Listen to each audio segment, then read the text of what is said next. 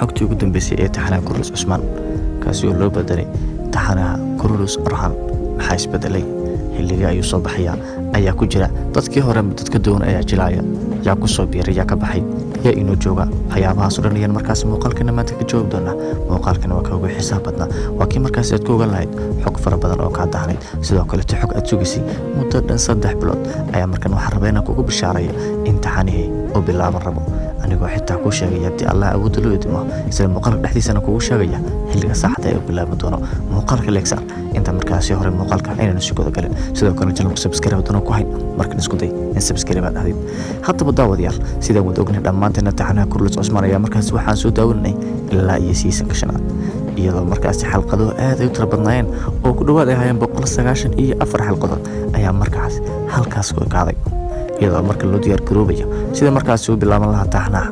Orhan Albi kaasi oo ah dawladda Cuthmaaniyiinta bilowgoodii haddaba markaas yaa ka baxay yaa ku soo biiray sidee ayaa markaas la rabaa in loo bilaabo haddaba qabanqaabayaha ama sidoo kale directorka Maxamed Boostag ayaa markaas waxa uu shaaciyay muuqaallo goos oo markaas ku soo bandhigayo taxanaha Kurulus Orhan in markaas uu bilaabanayo iyadoo markaas wajiyo hor leh iyo sidoo kale kuwa aan ku faraxnay aragtidoodiiba u soo bandhigay haddaba wajida marka horeysa aan ku faraxnay ee u soo bandhigay waa mudan Boran Albi Jarkutay iyo sidoo kale Calaadiin iyo Goonjahato oo markaas iyagu taxanaha si rasmi ah u shaaciyay inay sii joogi doonaan sida aan ku arkaynina xalafadii markaas daafurkii mudan ee Kurulus Orhan Albi ayagu diyaar ay hayeen oo markaas kursiga ayay ku fadhiyeen haddaba markaas waxa leeyahay dadyo noocay ayaa markaas ka baxay dadyo noocay ayaa markaas sidoo kale ku soo biiray sida muuqaalkeena hore aan ku soo sheegnay markaas mudan Orhan booskiis waa la bedelay oo markaas actor cusub oo markaas meeqaam sar kula gudaha dalka Turkiga ayaa booska mudan Orhan inuu buuxinaya sidoo kale gabadha Hola Ferhat meesheedna waa ka baxday Nilo Vera ayaa ku soo biirisay ayaa leeyahay oo markaas iyaduna ahayd xaasaskii mudan Orhan uu guursaday mid ka mid ah sidoo kale markani mudan Cuthmaan Albi waa la bedelay oo oday waayeel ah ayaa markaas booskiisa la keenay maadaama markan mudan Cuthmaan asaga iska gabagabo u yahay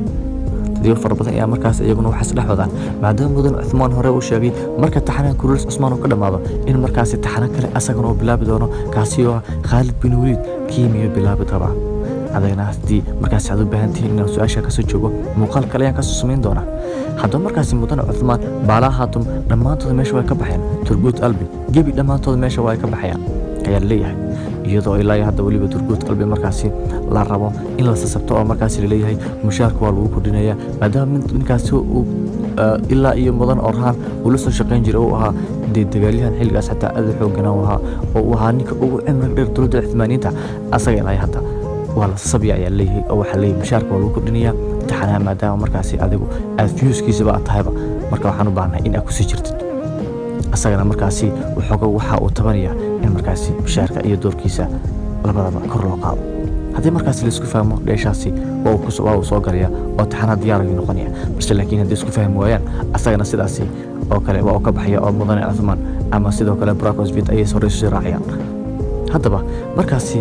ayaa ku soo biiraya waxa ku soo biiraya markaas dadyo aad iyo aad u tiro badan leh waliba markan waxa xoog u saaraya Maxamed Boostag dhanka negative-ka ayuu saaraya waxa uu leeyahay waxaad arki doontaan wax indhiin aad u tacajabaan sidoo kale wax idin soo jiita oo xiise gaar ah idin sameeya ayaad arki doontaan ayuu leeyahay taas macnaheedu waxay ka dhigan tahay waxaan xoog saari doonaa dhanka negative-ka rag awood badan rag markaas muuqaal markaad aragtaan soo jiidasho leh qaab dagaalankood markaad aragtaan aad ku qanacsan ayaan ka dhigaynaa ayuu leeyahay isku soo wato markaas haddaba waxa qabsantay xalafadii markaas lagu soo dhaweynayay taxanaha Kurulus Orhan waliba waxa ka muuqata wajiyadooda farxad ayaa ka muuqatay Maxamed Boostagna waa uu ku faanaya waxa uu leeyahay hadda ay madbaran doontaan taariikhda dhabta ay lahayd dawladda Cuthmaaniyiintu intii hore iska bilow ay ahayd ayuu taagan yahay hadda laakiin awoodeeda iyo sida caalamka ay u muuqan jirtay cadowgana lagu yahay dhulka ama cadowgana ay dhulka loo yahay u saar jirtay ayaad baranaysan ayuu leeyahay ciidamadii dagaalyahanadii iyo sidoo kale waliba teknolojiyadda sida ugu horumarsanayeen caalamka kale ayaad baranaysan ayuu leeyahay hadda marka su'aasha la isweydiinay ayaa waxay tahay ma waxa la gaaray xilligii markaas baaskool lahaa iyo waxa lagu dagaalami lahaa waa maya ilaa hadda waxa la isticmaalayaa seef iyo leeb ayaa la isticmaalayaa walow markaas manjaaniiqda qaab horumarsan markaas loo sameyn doono mudan Calaadiin asaga waa ugu jira oo markaas waxa uu ka taageer doonaa mudan Orhan Albi dhanka markaas siyaasadda iyo sidoo kale xalinta khilaafadyada hadii arki jirtay mudane cali adin oo markaas seef intuu qaato dagaalka xaq hore kaga jira markan waxaad arki doontaa mudane cali adin oo markaas dhanka tiknoolajiyadda iyo sidoo kale dhanka markaas cilmiga u jeesanaya oo waxaad arki doontaa isaga oo boog iyo qalin intuu qaato mar doonaya dawladdiisa in markaas uu soo saaro hub iyo tiknoolajiyad ay kaga duwan tahay dawladaha kale si markaas farashooyinka iyo sidoo kale dhulka cusub ay qabsanayaan markaas tarbiyad loo noqdo haddaba xilima ayuu bilaabanaya xilliga rasmiga ee markaas la shaaciyay inuu bilaabo doono taxanaha Orhan Albi ayaa waxay tahay 15 Oktoobar haddii Allah uu dalo idmo toos ayuu bilaaban doonaa xalqada ugu horeysana bisha Oktoobar waa daawan doontaan waliba waxaan ogahay markaas xalqada ugu horeysa inay noqon doonto xalqad aad u daawasho badan leh taas ayaana go'aamin doonta markaas dadyagu in ay sii jeclaadaan taxanaha mudane Orhan Albi ama markaas inay ka xisaaraan oo u xusaan mudane Orhan iyo sidoo kale Timur Baalahato inkastoo markaas leeyahay murmulmaatuna ayadan waa ku soo laabanaysaa waliba iyadoo markaas doorkeeda qof waayeel ay jilayso balse laakiin midaasi waxa loo badinayaa in isla murmulmaatun loo isticmaalo doono filterka markaas dadka waaweynaya oo iyadoo dib ugu soo laaban doonto maadaama mudane Cusmaan markaas qof waayeel ah booskiisa la keenay haddaba mudane Cusmaan markaas isagoo waayeel ah ma dagaalami doona oo goobaha dagaalka tagi doona balse asaga gacantiisa ma ku furan doona ayaa leeyahay maya mudane Cusmaan markaas waxa uu u muuqan doona qof markaas taagaba oo waayeel ah kaasi oo markaas aadan u dagaalamin oo dagaal badan aan galeynin balse laakiin waxa alla leeyahay asagoo markaas